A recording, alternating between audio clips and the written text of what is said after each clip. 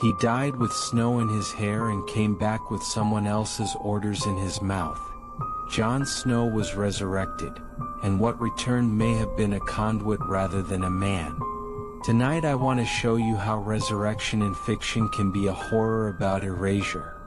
Not of body but of the private self. Welcome to the KNOSIS Horror Talk. I spent nights combing through the books, the scripts, behind-the-scenes interviews, deleted lines, and fan edits. Anything that traces the moment Jon was taken from us and handed back to everyone else. I kept going because this isn't just a fantasy beat. It's a case study in how a person becomes a symbol, how a stitched-together persona can outlive, overwrite, and even murder the person who wore it.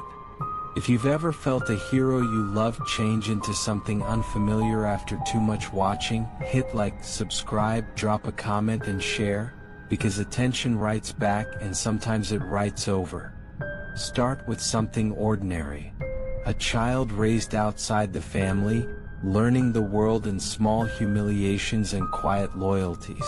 Bastardy becomes a framing device. It teaches restraint, it teaches self-erasure as civic virtue. That silence, that habit of standing half in shadow, prepares a person to be used.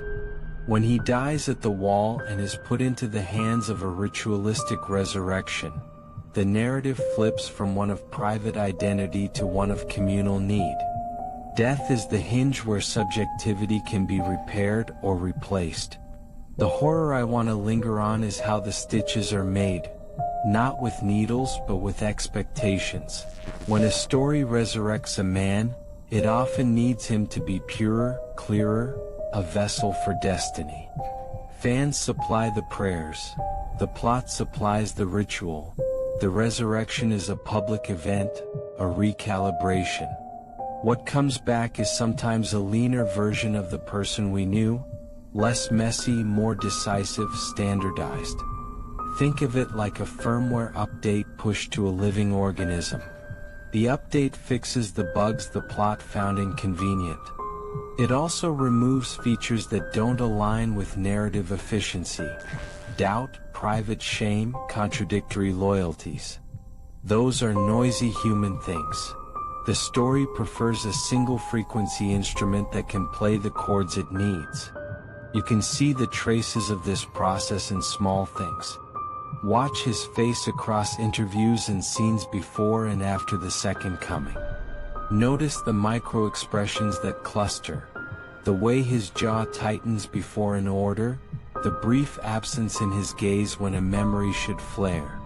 In many fan compilations, people splice together moments where Jon hesitates, rewinds them, and loop them until the hesitation looks like a flaw or a betrayal.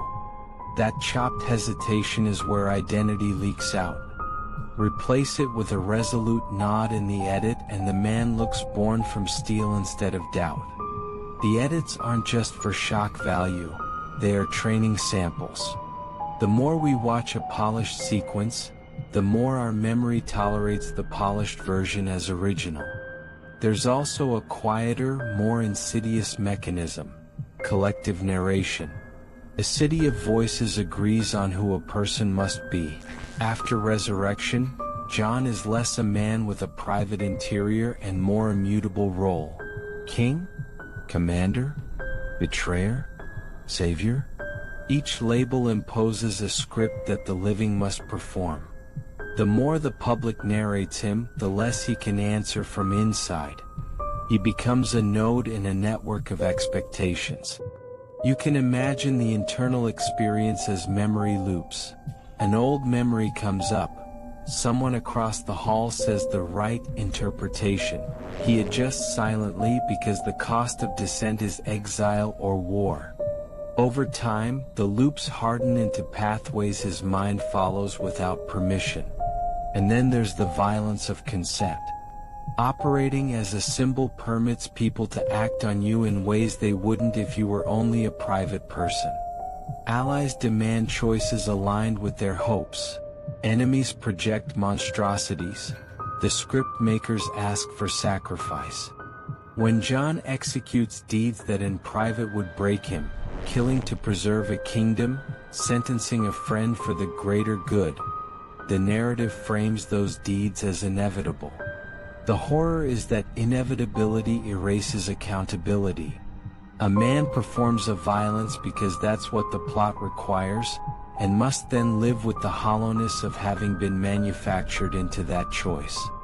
Overlay that human drama with a modern techno take. Think of resurrection as a public patch rolled out across an audience. Algorithms prioritize the neat, the repeatable, the quotable. Clips of decisive Jon spike engagement. Scenes with ambiguous Jon underperform and are pruned in fan memory. The network prefers the archetype. The more the archetype is favored, the more likely the real person's complexity is edited away in cultural memory. You can call this necropolitics, the governance of who is allowed to remain messily human and who is made into a clean instrument of myth. There's also a darker speculative itch. What if resurrection itself, in myth and in code, is a mechanism for external forces to rehearse control? A ritual that decouples body from narrative and then reassigns narrative with new constraints.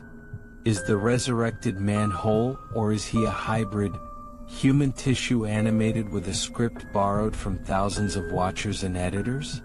The image that keeps me awake is of someone waking up and hearing applause in their head, and then finding that they no longer remember whether the applause belonged to them or to the story.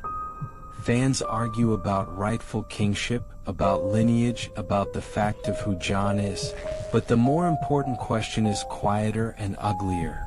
Who gets to decide which parts of a person survive a public death? The archive selects, the clip compiles, the trending tag teaches. These forces are not neutral. So what do we do with that? Maybe the smallest humane act is to resist the urge to smooth people into symbols.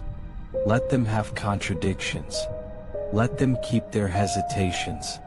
Watch a scene once, then let the ambiguity remain. Recognize that resurrections are sometimes absolutions we impose to avoid reckoning with loss or ambiguity. Recognize that worship and vilification are both tools that turn a life into a lesson. There's one last unsettling fold.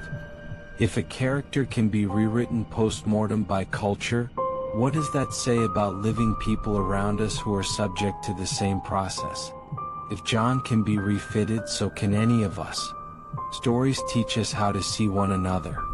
They teach us which parts to keep and which parts to prune. The horror is not that fiction can be cruel, we know that, but that the cruel fiction is the one we feed and watch until it becomes the dominant memory. If tonight you catch yourself liking a clip that makes someone you care about look thinner, cleaner, or angrier than you remember, pause. Don't let that edited echo be the only sound you accept.